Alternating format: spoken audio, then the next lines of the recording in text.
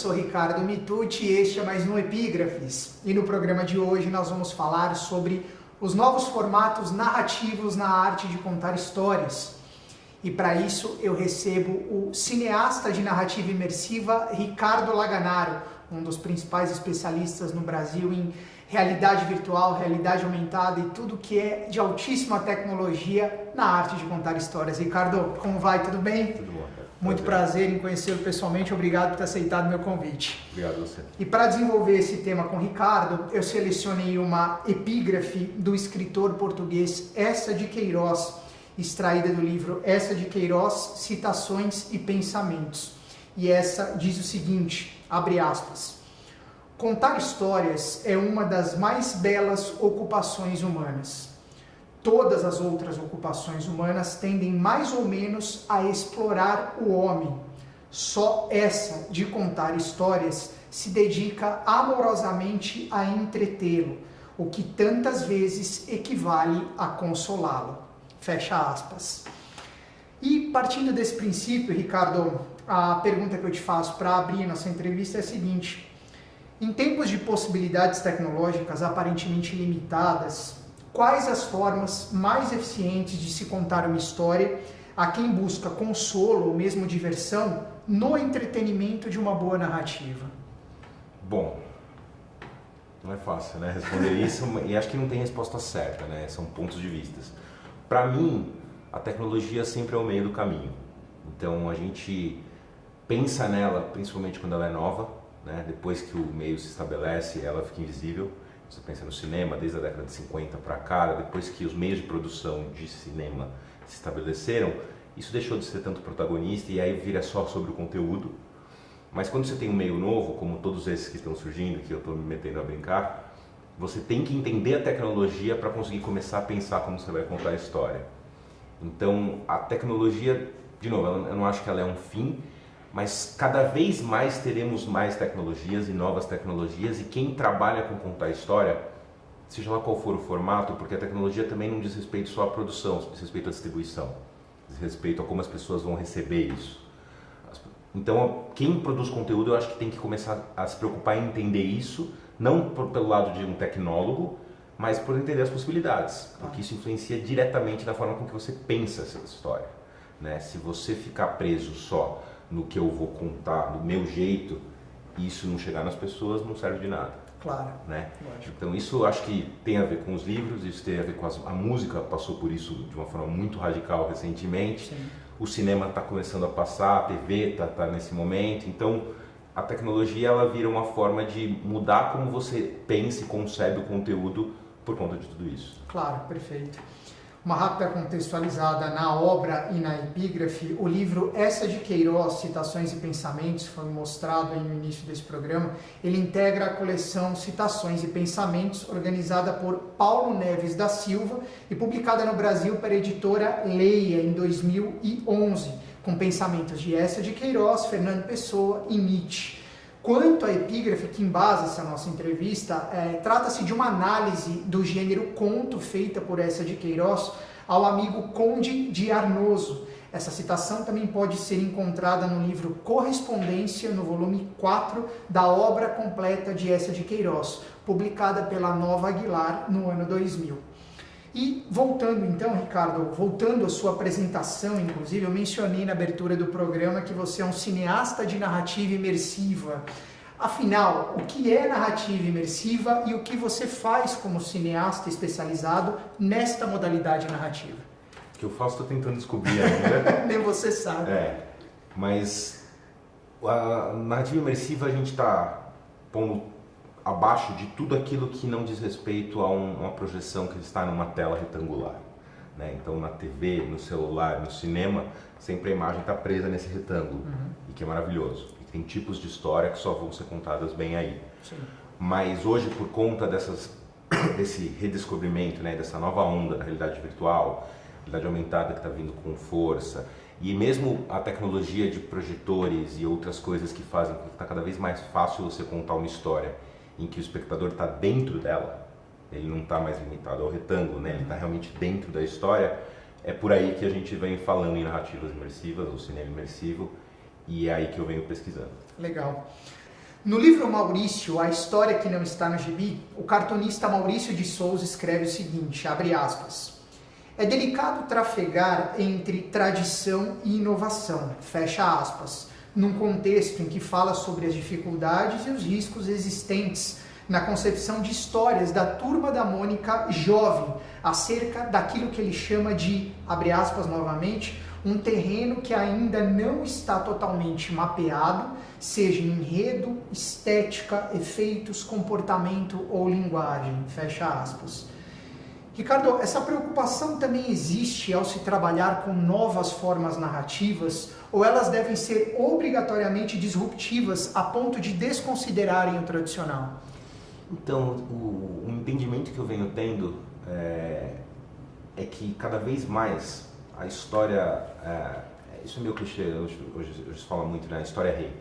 Mas eu acho que tem muito a ver com como a tecnologia e todos os meios estão se transformando muito rápido. É muito difícil hoje você pensar que você faz um tipo de história, um tipo de arte, né? O cara que faz o cinema tradicional se ele ficar preso só nisso, se ele for um gênio, ele vai sobreviver bem. Se ele ficar, digamos, se limitando a só fazer isso, provavelmente o mercado e a relevância dele vai se restringir. Então, o que a gente vê muito hoje a discussão hoje sobre criação de conteúdo está muito mais em torno da história e depois se adequar o formato que faz mais sentido, seja pela viabilidade de produção, pelo dinheiro que você tem para fazer, o público que você quer atingir. Então, é engraçado pensar que toda essa evolução tecnológica, essa transformação muito rápida que está acontecendo, ao invés de fazer quem cria conteúdo focar na tecnologia, está tendo que dar um passo atrás e parar para pensar antes na história que ele quer contar para depois adequar ao meio tecnológico, sim, do que já botar numa caixinha de começo e fazer nele. Uhum. Então, o Maurício de Souza, o que eles fazem é brilhante, assim, o que eles vieram fazendo nos últimos 10 anos, de se readequar e estarem em todos os meios, né? E de uma forma adequada para todo meio. Então, a narrativa imersiva, ela parece uma coisa nova por conta do óculos de realidade virtual, que a gente vai ver aqui e tal, sim, mas ela está aqui faz tempo, né? O Parque da Mônica é uma experiência de narrativa imersiva, uhum, né? Claro. Os parques de diversão da Disney são experiências de narrativa imersiva, né? Isso falando do que é mais mainstream, né? Para a galera que é mais independente ou mais indie, aí já tem muito mais experiências disso em teatros e coisas que também já exploram. Mas mesmo para o grande público, isso já é algo que acontece há um tempo.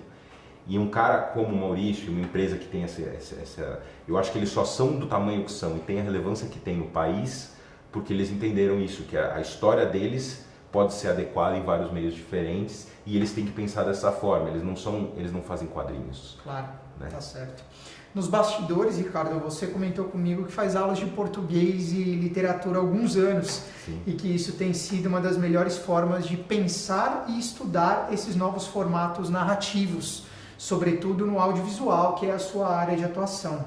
Você também falou, e eu estou cometendo algumas inconfidências aqui, mas eu acho que pertinentes para a nossa proposta de programa, você também falou que a primeira leitura obrigatória que você fez nessas aulas para aprender a narrar foi São Bernardo, um clássico aí de Graciliano Ramos.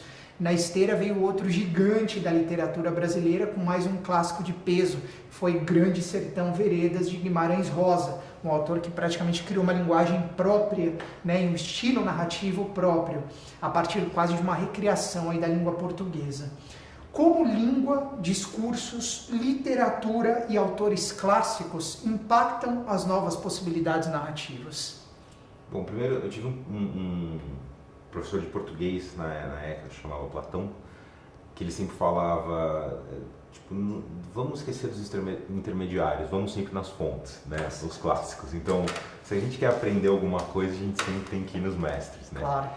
E aí essa busca de estudar português foi por uma lacuna mesmo de colégio, assim, de odiar literatura no colégio, por causa que o ensino é horrível para esse lado, né? Não sabe fazer a gente aprender a gostar disso. Sim.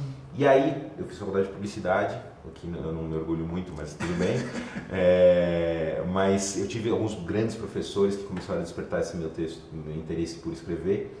E eu comecei a escrever e tal na internet. E aí uma hora eu percebi que tinha essa lacuna.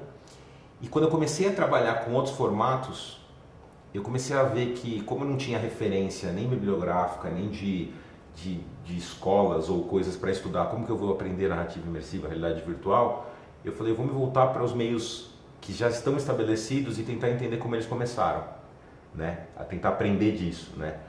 E aí eu juntei essas duas, tanto a lacuna de escrita e de literatura, mais no sentido de como trabalhar narrativa, né?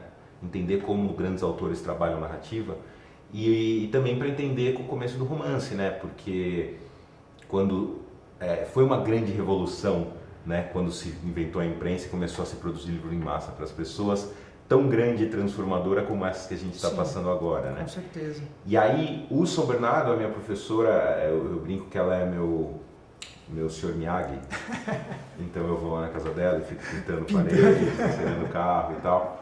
E o São Bernardo, ele tem uma coisa que eu já tinha lido no colégio, eu odiei quando eu li, e aí eu comecei a ler e veio esse meu primeiro ímpeto de novo de odiar, e eu falei, não, vou confiar, né? Vou continuar pintando aqui.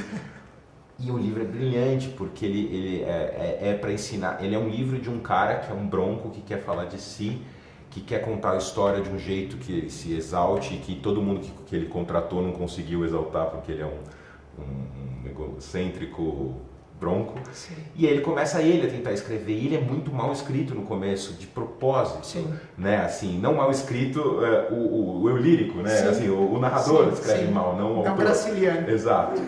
E ele é difícil de ler, porque ele falando bem dele mesmo e contando vantagem o tempo inteiro.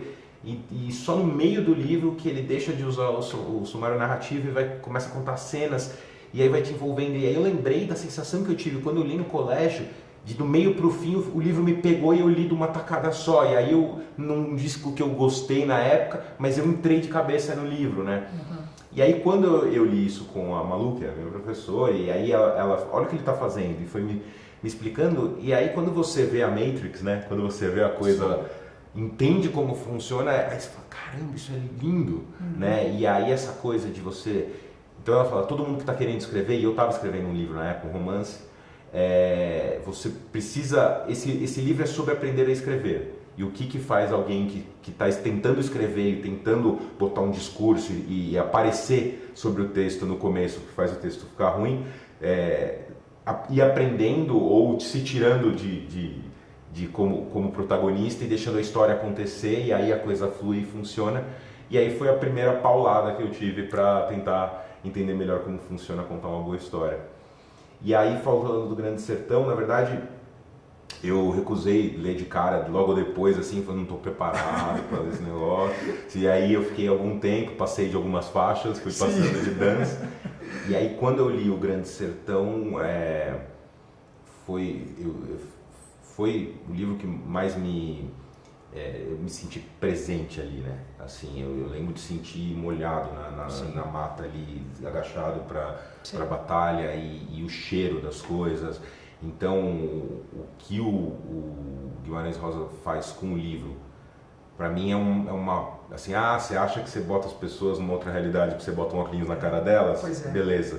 Ele conseguiu isso no analógico, né? Um livrinho desse tamanho, né? Pois é. Então é uma baita aula, assim, de como você realmente trazer a sensação de presença para alguém, independente do quão imersivo é o formato que você está usando, né? Claro, com certeza. Nesse sentido, Ricardo, de novas linguagens e novos formatos de contar histórias, como eu falei no início do programa, você estuda e executa projetos em realidade virtual, aumentada, mista, estendida, entre outros formatos. E hoje, aparentemente, essas modernas formas de comunicação e narração atraem pelo novo, mas parecem ainda não ser exploradas em sua totalidade de recursos disponíveis. Como tornar esses meios efetivamente úteis num contexto de contação de histórias ao usuário final, que em outros tempos seria apenas um passivo espectador ou telespectador, ouvinte ou leitor? Eu acho que primeiro que está acontecendo esse movimento, né, é tirar a produção desses conteúdos da mão só dos engenheiros ou dos tecnólogos, né? Então, a maioria das pessoas que começam e que mergulham num formato novo tecnologicamente como esse são os caras que produzem o hardware, que produzem o software e querem fazer um demonstrativo técnico de como aquilo funciona, mas não são contadores de história. Sim. Né? Então a primeira coisa e por isso que eu acho que assim, tem uma responsabilidade do lado deles de fazer a coisa ficar mais palpável para quem não é tecnólogo conseguir produzir conteúdo, como é com as câmeras de cinema e vídeo hoje, né, que você não precisa ser um engenheiro para operar, como se tinha que ser há 60 anos atrás, de certa forma. Mas também eu acho que tem uma responsabilidade dos contadores de história de entenderem como isso funciona e entrarem nessa coisa, tomarem esse espaço. Esse espaço não é um espaço de tecnologia, esse espaço é um espaço de contação de história. Sim. E ele tem que ser ocupado por quem sabe contar a história. E é isso que eu tentei fazer já de cara, e hoje tem mais gente pulando nessa piscina gelada. Mas eu acho que é uma responsabilidade mesmo de quem conta história, assim, entender como isso funciona e não ficar reclamando que as coisas mudaram. Sim, com certeza. E até pegando dois ganchos, né? Eu falei de leitor na pergunta anterior e você estava falando das sensações que Guimarães provoca, né, em Grande Sertão Veredas, mesmo sendo um livro, né, um analógico. Falando em leitor e falando em livros, já que os livros são a essência do nosso programa, de que maneira essas novas possibilidades narrativas imersivas podem ser incorporadas por plataformas analógicas, vamos chamar assim, como os livros? O digital é o único caminho possível ou os editores de impressos ainda podem sonhar com essa hipótese num futuro não tão distante? É difícil, né? A gente tem quase um exercício de futurologia, né? Exatamente. Mas eu acho que assim, a gente já teve alguns exemplos recentes de mídias e formatos que todo mundo falou que ia morrer e não morre, né? O formato nunca morre. Sim. Ele perde a relevância, ele fica menor e eventualmente ele até volta ressignificado de alguma forma, né? Que a gente teve isso com o vinil, por exemplo. Pois é. Recentemente até eu vi alguns artigos mostrando que a fita cassete está voltando, né? Para alguns, que é muito louco, né? Então, o que eu acho ele vai cada vez mais ser de nicho, né? O livro físico talvez, mas também eu nem consigo afirmar isso com tanta certeza porque o digital não pegou, né? Sim. Assim, do jeito que aconteceu, né? Sim. Há 10 anos atrás falava que o e-book ia matar o livro impresso e não aconteceu isso, né? Eu mesmo, que sou um cara bem tecnológico e conhecido por isso, não tenho um Kindle, não tenho um e-book, eu leio o livro de papel. Então eu acho que ainda tem algumas coisas para se evoluir aí, para talvez ter algum tipo de transformação. E outras coisas, tem duas coisas, né, também. Uma que eu acho que nunca se substitui, né?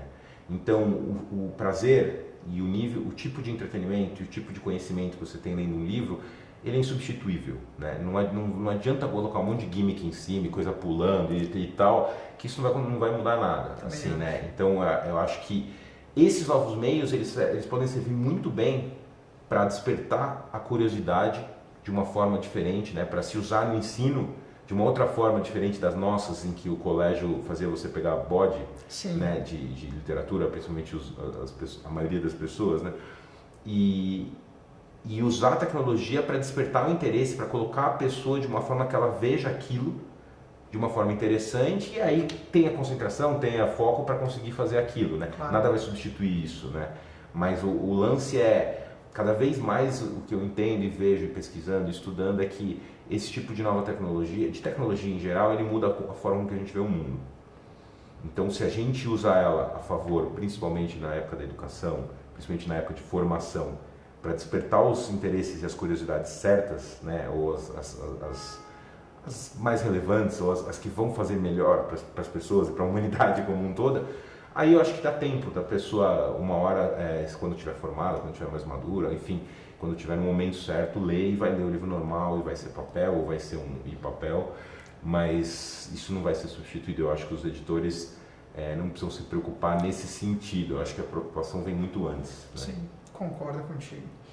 Machado de Assis, em Dom Casmurro, põe na boca do narrador protagonista Bentinho a seguinte declaração, abre aspas: "O discurso humano é assim mesmo, um composto de partes excessivas e partes diminutas, que se compensam ajustando-se." Fecha aspas. Num paralelo com esse discurso humano mencionado por Bentinho, Ricardo, quais elementos são cruciais para a composição desses novos formatos narrativos na concepção de histórias que despertem os afetos das pessoas impactadas por esse tipo de conteúdo? Acho que primeiro o aspecto humano, né? Assim, contar histórias, ou pensar no lado humano, seja do narrador, seja do personagem, seja voltado pensando no leitor ou no espectador, né? Então isso nunca vai sumir, eu acho, assim, isso vai ser sempre o núcleo, né, de ou história, né? E de como você vai despertar esse tipo de emoção e de conexão entre o leitor ou o espectador e a história e quem escreveu, na verdade. Sim, sim. Também acho. Abre aspas. São cada vez mais raras as pessoas que sabem narrar devidamente. Fecha aspas. E, abrindo de novo, a arte de narrar está definhando porque a sabedoria, o lado épico da verdade, está em extinção. Fecha aspas.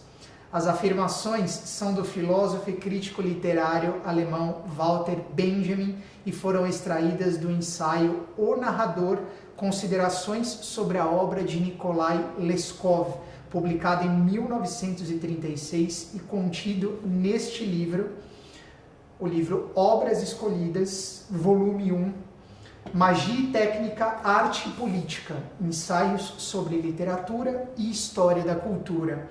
Eu li esse livro recentemente, por coincidência ou não, e sou fã de Nikolai Leskov. Para quem não conhece, recomendo, é um gigante russo pouco falado, não tem a fama de Dostoiévski, Tchekhov, Tolstói, mas é um gigante. Para Walter Benjamin, a transmissão do saber era uma das condições básicas da boa narrativa. E já na década de 30, ele acreditava que vivíamos isolados, cada um num mundo particular e privado, o que comprometia essa transmissão de sapiência. Hoje há quem diga que a gente também viva isolado, talvez até mais do que naquela época. Por outro lado, vivemos também a chamada Era do Conhecimento, do saber, das descobertas em larga escala em velocidade impensável para a primeira metade do século passado, quando esse artigo, esse ensaio foi escrito. Toda essa contextualização, Ricardo, porque diante dessa aparente contradição de tudo que a transmissão de sabedoria nos permitiu construir nos últimos 80 anos, a pergunta que eu te faço é bastante sacana. O que você responderia a Walter Benjamin sobre nossa capacidade presente e futura de contar histórias se ele ainda estivesse entre nós? Valtão, meu amigo. Cara, eu acho que tem um negócio, porque foi uma baita coincidência a gente falar desse livro, porque eu tinha acabado de ler também, esse é o meu, né? Você tá Sim, esse livro é do Ricardo, meu convidado, não do Ricardo, apresentador. E estudando com o papel do narrador, que é um dos ensaios mais legais desse livro, né? Ele faz essa diferenciação entre informação e sabedoria, né? Sim. E o que ele está falando diz muito respeito ao começo da imprensa, o começo não, né? Mas o grande crescimento da imprensa, dos jornais e tal, que a gente tem essa noção. Então, quando se fala de era do conhecimento, eu leio muito pelos olhos desse artigo, que é essa era da informação, que a gente recebe um monte de coisas, e está mais do que claro nos momentos que nós estamos no país e no mundo, em que excesso de informação não tem nada a ver com sabedoria. Com certeza. Né? Porque quando você recebe esse monte de estímulo, informação, sem curadoria, sem cheque se é real, e isso não quer dizer que isso tem a ver com sabedoria. Então, e a gente está cada vez mais suscetível a isso, cada vez mais estímulos, informação vindo de todos os lados e a gente é completamente absorvido. Então, eu acho que a gente está num momento que é o auge disso, mas também lendo esses textos e outros de outras épocas, dá um certo conforto, porque toda vez que acontece isso, para quem está no momento, parece que é o fim do mundo, e depois passa os anos e não foi o fim do mundo. E olhando para trás, parecia até um pouco inocente aquela preocupação, porque depois avançou muito, né? Sim, sim. Então eu acredito muito que a gente tem isso, mas... E aí vou chegando nas narrativas imersivas, né? O que eu acho que o que ele fala muito é que a diferença entre informação e sabedoria é que a sabedoria ela é passada através das histórias. Sim. Né? Seja através das pessoas que têm a sabedoria pelo tempo, né? Pela experiência de estarem no mesmo lugar fazendo a mesma coisa, ou das pessoas que viajam, que trazem experiências de outros lugares para você que é local e trazem essa experiência, enfim, do mundo. Sim.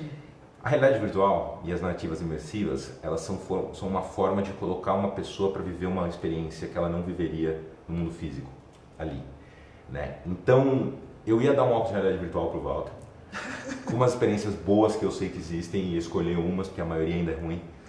Ia falar, existe uma outra forma hoje de se fazer viver experiências, né? De se acumular experiência, e com lacrando sabedoria. Ia dar para ele para ver o que ele acha. Porque se a gente não tem hoje... É muito diferente quando você absorve um momento, uma experiência, quando você está em realidade virtual, que é com o seu corpo, que você está vivendo aquilo, do que quando você lê. Né? Quando você lê num jornal, num tweet, num grupo de WhatsApp do tio do pavê. E aí, isso eu acho que se aproxima muito mais do contador de histórias que ele fala que está morrendo, Sim. do que do jornalista ou do cara que escreve uma matéria, né? Então, talvez seja um ressurgimento da importância e da relevância de se vivenciar e ter experiências como forma de ter sabedoria, ao invés de só você ler e replicar o discurso de alguém que você não sabe quem é e de que... Então, tem uma coisa que eu venho pensando bastante, que é... Pensava assim em dois futuros distópicos, né? O do 84, do Orwell. Sim. Que o controle ia ser do governo e que ele não deixaria você ter informações e tal, tudo. E outro do Admirável Mundo Novo, que ia ter tanta coisa e as pessoas iam estar perdidas tantas ali que elas iam tomar o soma e iam querer desencanar de pensar. E todo mundo sempre se preocupa muito com esse lado aqui do controle, que não acho que tem como acontecer mais hoje. É reversível o quanto a informação se espalha e você não consegue mais controlar ela. Mas o outro lado, ninguém está prestando atenção, que com esse excesso ele acaba sendo quase paralisante, a ponto de nada mais se importar, né? Quando você tem tanta coisa disponível e ninguém é ensinado a escolher, tudo se perde, né? O que é bom, o que é ruim, o que é verdadeiro, o que é falso no meio do mar ali. Sim. E o efeito é o mesmo, as pessoas ficam completamente alienadas, né? Então a gente precisa usar esses novos formatos, eu acho, para trazer de novo as pessoas para o centro e fazer elas viverem por si só as experiências e ganharem sabedoria e aí conseguirem discernir no meio desse mar o que é mais relevante ou não. Mas, enfim, eu acho que ele teria uma chance. Assim. E você falando de distopia, a única que eu espero que não se concretize, independentemente de que lado venha, é a do Bradbury, com Fahrenheit 451, com a galera queimando o livro, né? Bombeiro queimando o livro. Se a gente passar ileso por essa, eu já fico feliz, cara. Sem dúvida. Pra gente fechar, Ricardo, já que a gente está falando de futuro, o filósofo canadense Marshall McLuhan, um dos teóricos de comunicação mais conhecidos do mundo, afirmava que o mais importante não era o conteúdo da mensagem, mas o meio, ou seja, o veículo pelo qual a mensagem era transmitida. E que esses meios eram, na verdade, extensões dos sentidos dos homens, o que ele chamava de, abre aspas, prótese técnica, fecha aspas. Qual deve ser a próxima fronteira das narrativas, passada a época atual da realidade estendida e da inteligência artificial? E nessa mesma linha, quais devem ser nossas próximas próteses técnicas? Bom, eu acho que primeiro, antes de pensar nos próximos, o que eu consigo ver é como esses que ainda são muito... A gente está muito no começo ainda, né, da realidade virtual, da realidade estendida, e isso não está integrado na vida das pessoas, né? Sim. Então, hoje eu brinco que eu terceirizei minha memória para o celular, né? Então, muitos de nós. Então eu não lembro mais de nada, eu consulto na hora que eu estiver na palma da minha mão que eu precisava lembrar, e é isso. Mas demorou, né? O celular demorou 20 anos para ele ser completamente predominante na vida de todo mundo. Sim. Mas hoje é. Então eu acho que a próxima fronteira é daqui a 15, 20 anos, talvez um pouco menos, 10, 15 anos, quando a gente precisar consultar uma informação, a gente ter essa informação ao nosso redor, né? Se fala muito de computação espacial hoje, e que seria uma mistura de realidade mista, realidade aumentada, num óculos, né? Você está aqui com um óculos e todas as informações que você precisa estão ao teu redor, customizadas, você não tem que estar numa tela nem olhando para a palma da sua mão para ver isso, e isso integrado com a inteligência artificial para customizar esse espaço de informações que te rodeia para você. Então, o meu desktop vai ser completamente diferente do teu, porque o tipo de informação que é importante para você é diferente para mim, e a inteligência artificial vai controlar isso e vai gerenciar isso de uma forma que a gente, enfim, funcione para cada um quase de forma individual. De maneira personalizada. Exato. Né? Então, esse é a nova fronteira. Então, hoje, o que a gente tem são dispositivos como esse, que já é um dos mais novos, né? Se você pegar o que a gente tinha há 4 anos atrás... Esse é o tal do óculos. Esse é um óculos da Oculus, que é uma empresa que chama Oculus. que faz, que é do Facebook, mas você tem outras empresas grandes como a Sony, como a HTC, como várias das empresas que fazem computador para o Windows, né, para o sistema do Windows, Sim. que fazem óculos razoavelmente parecidos com esse, que você bota ele na sua cara e você não vê mais o mundo físico e você só vai ver esse mundo virtual que tem dentro dele. Sim. Mas isso aqui eu brinco, a gente tá no VHS do VR, né? Então, eu não sei, a gente acho que deve ter uma idade parecida. Eu tinha, quando eu era criança, um tio que tinha aquelas gravadoras VHS, que era um videocassete que ele tinha que carregar, e um outro negócio aqui, e aí a gente ia pra praia em Ubatuba. Só que esse louco que traz uma mala pra praia e tal, pra mim isso aqui é o VHS do VR. É tão desconfortável, grande, desajeitado para se usar no dia a dia, quanto era aquilo. Hoje todo mundo tem uma câmera de vídeo na mão e usa o tempo inteiro, né?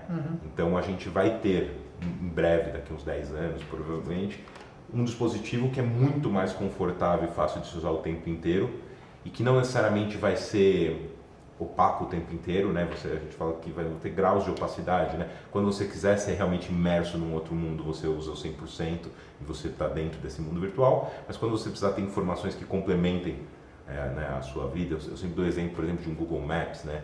Em vez de você ter que ficar olhando numa telinha aqui, se o teu óculos ele já mostra qual é o caminho que você tem que seguir, faz muito mais sentido. Claro. E acho que é isso que vai acontecer. Depois disso aí é computação quântica chip implantado no cérebro, eu já não sei te falar mais, mas acho que tem um caminho longo ainda até chegar nisso. Legal. Só para pegar o gancho até do que você está mostrando, eu vou deixar no descritivo do vídeo alguns links para vídeos que o Ricardo vai ceder para a gente, para mostrar um pouco como funciona essa experiência imersiva com óculos. E até queria só que você relatasse rapidamente, que você contou para mim também nos bastidores. Tem uma experiência que eu acho que a gente vai disponibilizar, né, o trecho pelo menos do vídeo, que é aquela de que a pessoa com o óculos ela consegue entrar numa tela, numa pintura, né, e visualizar a pintura em movimento, mas uma experiência que você viveu, que você até comentou que foi bastante intensa, como se você estivesse na guerra da Síria. Dá para contar rapidinho um pouco dessas duas experiências para ajudar na compreensão das pessoas? E aí a gente finaliza? Tá bom. A primeira foi uma instalação que eu participei da criação, eu fui da equipe criativa, um dos criadores, para um festival de cinema de Tribeca. Então entramos naquela coisa de que os formatos estão diluindo, né? Então o festival de cinema tem uma área de realidade estendida em que a gente fez uma instalação física que discutia a memória dos objetos. Então a instalação, quando você fala, vou na parte de realidade virtual do cinema, você vai pensar um monte de óculos com lasers e coisas azuis e futuristas, né? E o nosso era um monte, vai ter no vídeo, as pessoas vão poder ver, né? Um monte de caixa de papelão, como se fosse um velho galpão. E as caixas como em mudança, né? Que você escreve na caixa do que ela é e tem alguns objetos ali dentro. E a discussão era muito sobre a memória dos objetos, né? Então, um objeto, quando ele é novo, você sabe tudo dele, você sabe onde ele está, você sabe para que ele serve, você usa ele o tempo inteiro. E conforme o tempo vai passando, ele vai ficando de lado, vai vindo para o canto, vai perdendo relevância, até uma hora que você bota ele numa caixa e bota num galpão. E esse objeto dentro dessa caixa, ele fica fora de contexto. E ele parece que ele não teve vida e não teve história. E, de certa forma, a sua história está contida ali dentro também. Então, a gente fez uma brincadeira de aumentada, que é usando um óculos em que você vê o mundo real também, mas cada caixa daquela instalação tinha um gatilho visual, que a gente não sabe qual é como usuário, mas que quando você olhava para a caixa, você mexia naqueles objetos, aparecia no ar voando uma memória que contava a história daquele lugar, daquela caixa, daquela memória, né, daqueles objetos. E algumas delas eram tão imersivas que era isso. Então, por exemplo, era um galpão, estava tudo meio desorganizado propositadamente, como um cenário mesmo, e tinha uma pintura a óleo meio caída ali. Se você olhasse para ela, abria uma janela na frente dela, e aí você enfia a cabeça e você entra na pintura a óleo, você pode olhar para ela em 360. Assim como uma porta de um carro, que também é um carro que já viveu, que já teve uma vida legal, que já fez coisas bacanas, mas virou uma porta de carro de sucata. E que aí, se você botasse a cabeça dentro da janela do carro, você ia reviver uma memória do carro ali, num momento legal. Então, de novo, é aquela história de a gente falar que a tecnologia vira uma forma de mudar a forma com que a gente vê o mundo, né? É engraçado você pensar que uma instalação no festival de cinema, usando realidade aumentada, está discutindo a memória dos objetos e discutindo consumismo, discutindo... Você cruza várias frentes possíveis, com formas, com conteúdos, é impressionante. Né? Isso é imersão. pura e simples, né, digamos assim. Exato. Legal. E a outra experiência que você falou da Síria, eu já fiz alguma, né, principalmente com as questões dos refugiados e tal, você lê muito artigo, você vê documentário, você vê vídeos, sim, e sempre faz você entender melhor. Essa que eu fiz era uma vivência, né? Então você botava um óculos, você estava numa vila na Síria e você tocava nas coisas e elas existiam, né? Tinha essa correspondência do mundo físico com o mundo virtual. Então se tinha um pneu na minha frente, fisicamente, eu encostava nesse pneu e eu sentia um pneu de fato ali, mas e no mundo virtual eu tinha ali um pneu. Então ficava cada vez mais plausível o mundo, né, quando você tem esses encontros. E aí depois de um tempo ali vinha um helicóptero e jogava uma bomba e você sentia o calor da explosão, você sentia objetos batendo em você fisicamente, e você sentia o cheiro da fumaça, e aí você tinha que sair correndo, entrar num prédio em chamas e ajudar um pai a resgatar uma filha dos escombros. Então, quando eu fiz isso, o fim dessa experiência é você ir para uma sala escura com um copo de açúcar e ficar um tempo ali, porque você está com trauma pós-guerra. Claro, você está vivendo, de fato, uma experiência de guerra. Lógico que pode ser um pouco leviano falar, você não pode falar que você viveu com uma pessoa, mas para você entender... Tentar compreender melhor... É completamente diferente de ver um documentário, de ler um livro, de você vivenciar fisicamente aquilo, o teu corpo está presente ali, né? Claro. E isso eu acho que pode ser usado muito bem e muito mal, né? A tecnologia sim pode ser usada para o bem e para o mal, cabe a nós usar direito. Claro. Mas pode ser usado sim muito bem na educação ou para a criação de empatia, que já é um pouco clichê isso, mas ainda é verdade, para você viver situações que você nunca viveria na sua bolinha. Sim. E pelo menos, se você for continuar com uma velha opinião, que seja com uma propriedade, né? Claro, né? Claro. Mas não por ignorância. Com certeza. Ricardo, foi ótimo, cara. Muito obrigado por ter aceitado o meu convite mais uma vez, por ter dado essa aula, essa explicação do que já está ocorrendo e do que pode vir pela frente. Eu tive a honra e o prazer de conversar com o Ricardo Laganaro, comunicador, bacharel em Publicidade e Propaganda pela Escola de Comunicação e Artes da USP e pela Escola Superior de Propaganda e Marketing. Embora ele tenha falado que fez publicidade, se arrepende um pouco, mas ele fez os dois cursos simultaneamente. Portanto, ele se formou ao mesmo tempo nas duas universidades. Cursou também realização cinematográfica na New York Film Academy, nos Estados Unidos. É especialista em filmagem ao vivo, stop motion, computação gráfica e escrita. Atuou na produtora O2 Filmes por 9 anos, sendo 6 deles como coordenador do 3D e supervisor de efeitos visuais, tendo trabalhado com diretores como Fernando Meirelles e Karl Hamburger e durante 3 anos como diretor da produtora. Dirigiu o premiado documentário Step to the Line em realidade virtual, publicamente elogiado por Mark Zuckerberg, fundador do Facebook. O link está aqui embaixo no descritivo do vídeo para você assistir.